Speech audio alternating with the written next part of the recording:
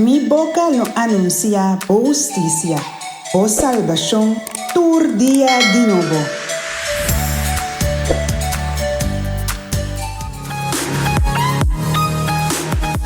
Parte semana 2 com Jesus. Nossa parte semana com Jeremias 1, versículo 4 até 10. Me arranha palavra do Senhor que abisame. Prometo me formava do seno de bom mama e a me estava a conhecer de maneira me plante man. Prometo que nascer e a me apartava para servir-me. Me nombrava como mi porta-voz cerca nacional. Pero me responde, ai não, Senhor Deus, me está muito jovem para ir a palavra.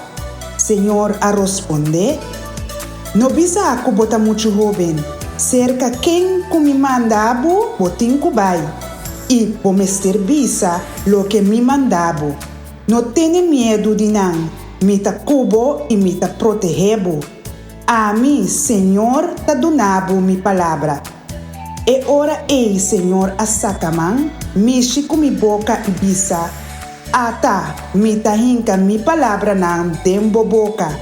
Tende aqui, awe me tá donado autoridade riba pueblo e reino não.